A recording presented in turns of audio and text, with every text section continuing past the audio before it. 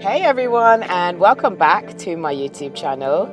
I am heading to the first ever Women's Bodybuilding UK Summit.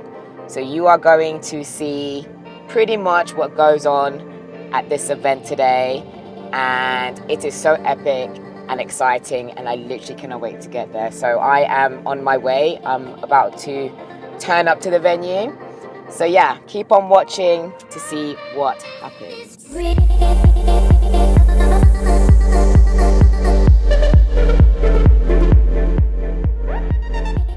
Oh, thank Jesus Christ.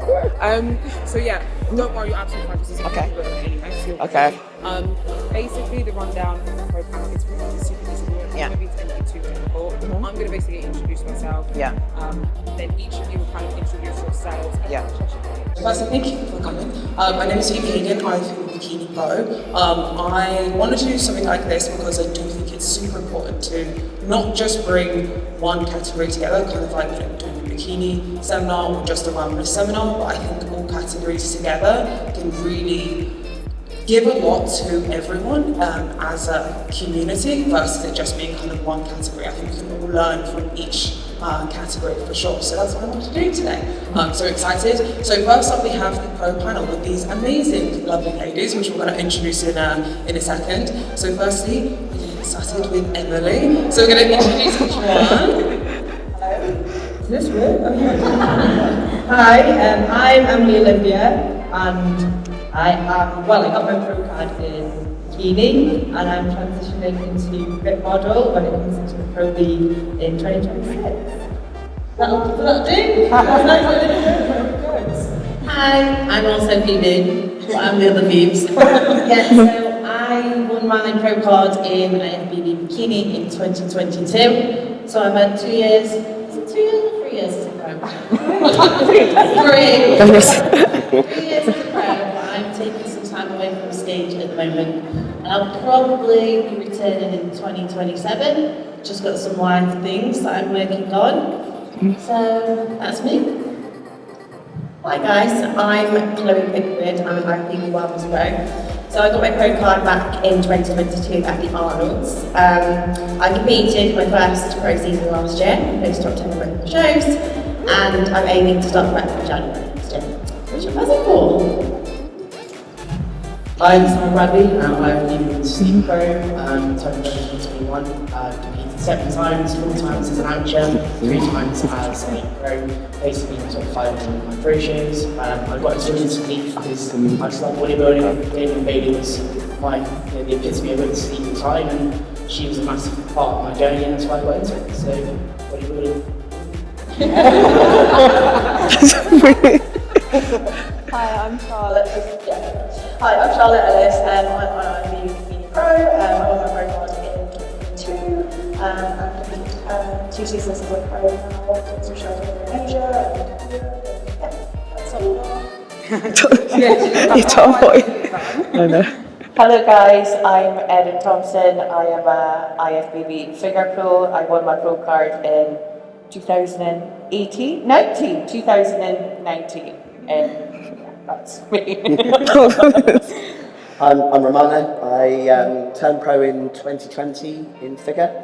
I debuted in figure, then moved up to WPD, qualified for the Olympia in 2023. Top 5 in my 2 shows last year in WPD, and then this year I debuted in women's bodybuilding, if I can say it, and came second, which is kind of cool. Hi everyone, my name is Michelle Fredwell-Mensah. You probably know me as Shelley. Where do I begin? I spend most of my life upside down. That's it, no, I'm joking. I won my pro card in 2021. That weekend I won my pro card, won my first ever pro show, and qualified for Olympia. I'm a top 5 Olympian, been to Olympia twice. And I've done 3 Arnold USAs, placed top 3 in all of them. Currently second was my last placing. I've won the Arnold's UK, the first ever one. Placed in all of the Arnold's UKs, and placed in every show I've done so far. So, thank you. I'm about to get ready for Atlanta Pro, which is next week, to hopefully retain my title because I won it last year and qualify for my 3rd Olympia.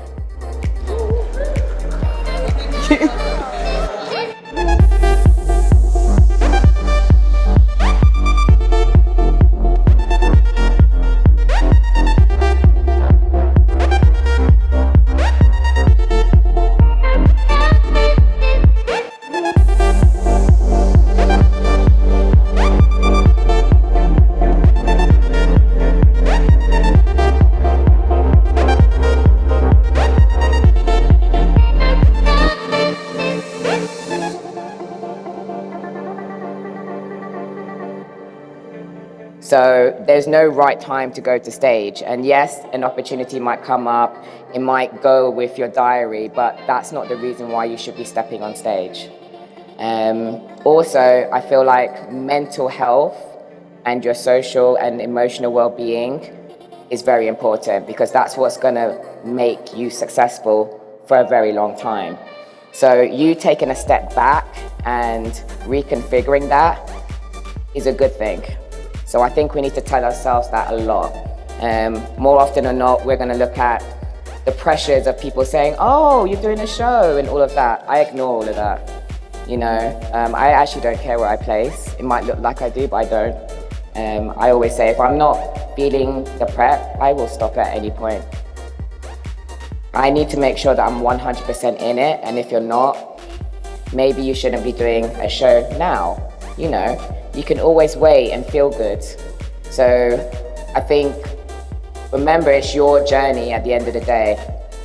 And I've heard quite a bit about friendships and, you know, oh, my friend will stop being friends with me if I do this show or vice versa, but I'm gonna do it anyways. Then you may need to change your friends as well, you know, sorry. And what I mean is not to do it in a bad way or anything. You can always try and talk to them, see if they'll like join in, see that you are serious. I also noticed that friendships, being social, is part of your journey. You have to make it into a lifestyle. You gotta have that balance, not just for, you know, your friends, if you care about them, I hope you do, but also for family and you and yourself, because if you know that, oh, okay, my family are good, they're supportive, you're gonna have, again, a better and more successful journey as well. Has there been any times where you've kind of been like, I don't think I can do this because, or had that self-doubt because of, not a person, but like your own critic of yourself? Yes, I sat out of the 223 Olympia. I actually went though and I thoroughly enjoyed Disney World. Yes, I did. At that point in time, I realized that I hadn't even watched the show. My journey was very quick. I was amateur for 4 weeks, and then all of a sudden, I'm going to Olympia. But because all the opportunities came up and they kept coming, I just kept going and going and going. I didn't realize I was tired and I kept crashing. Yeah, I was in a deficit constantly for 2 years. And I just kept going and going and going. I was just riding the waves and I had no expectations because the way I came into it and then kept placing, there was nothing to look at because I was too busy and too tired to even pay attention to social media. So it wasn't until I actually stopped and thought, hold on a sec, it's okay to take a break. And I think I remember looking at Phoebe's page and she was, saying about having a break and how good it for mental. And I think me stopping and actually now at this point using social media for a positive, I was like, I'm not doing that, Olympia. And I think it was the best choice because I then went on to feel really healthy, recharged. I even looked at, how was I doing things? Can I do this in a better way? So I would say it's okay for you to do that as well. And it's okay to even seek help. At one point I was like, I could always reach out and see how you did it. But then, I found my way in the end. But I always know that I can do that and you should know that as well. Anyone in the industry, we're happy to help you through something. because we're all going to go through it at some point. So I would say that's the point when I had to really think about this journey and again go back to, you know, my why. Am I just going from show to show? What am I doing? You know, because at the end of the day, my health is the most important.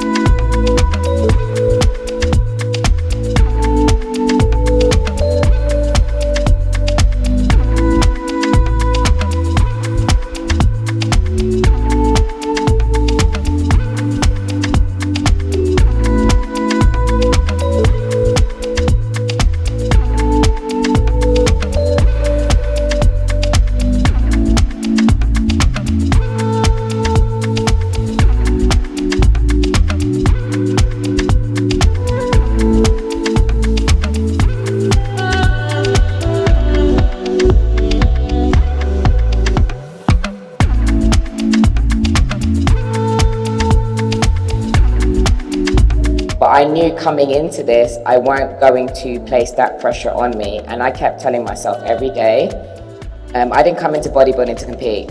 I came in because I'm crazy and I need to be active, and I felt lost. So that word, I actually went through that patch before I joined the gym. I felt lost because I was like, what am I doing? I have nothing else now. You know, I stopped doing cheerleading, did my world, and I was in ankle braces. So I didn't know about fitness. So as far as I'm concerned, I'm finished. And then I was like, what do I do? So that's when I joined the gym, and go figure, here we are today.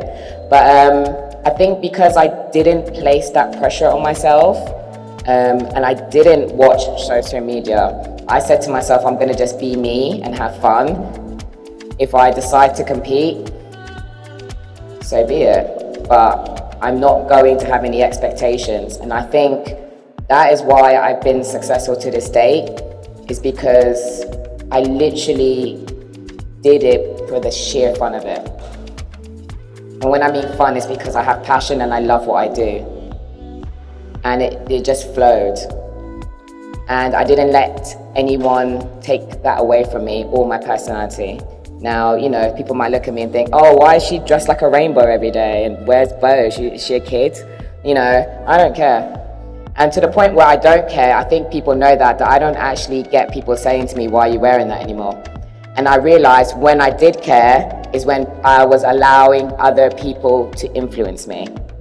So there's like a barrier you have to reach where people are like, oh, that's just her. And I kid you not, I could walk into the gym with odd socks and people would be like, is that a new thing you're doing? You're like, yeah. And someone will do it. You know, and I never thought I'd see the day. Whereas before, when I allowed those, you know, external pressures, I remember walking down the road and be that person that was bumped. You know, when no one moved, I was just barged out the way like I was a nobody. And now it just parts like the River Nile, if you know what the River Nile is, but literally. So again, when you submerge yourself in something that you love, and again, we're gonna go back to Erin saying about the why is just so important. Once you know that, prep becomes easy, off-season becomes easy, you know, cardio becomes easy. I know a lot of people don't like cardio. I don't do conventional cardio, I'm upside down all day. So I look at myself, oh, veins, oh wow. You know, I think yesterday I did handstand for 2 hours. I only meant to do 45 minutes. Weeps. But yeah, that's another story. Overworking, we can go on to that. Yeah, I had to sort that out.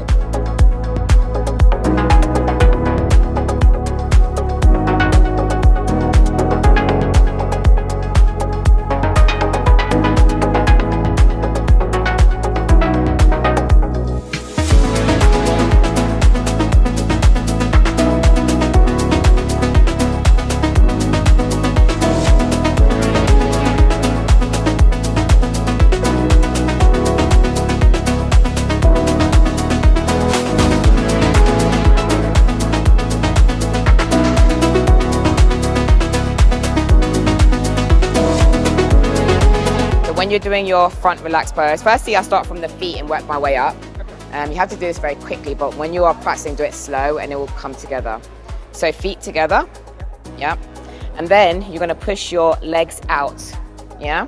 So you push your legs out, so that reveals your quads, yeah? Then it's all from the vacuum. So the vacuum means you're trying to get your belly button basically towards the back of you, yeah? And it's gonna inflate your chest and your lats. Your arms shouldn't dictate where you are going with your lats.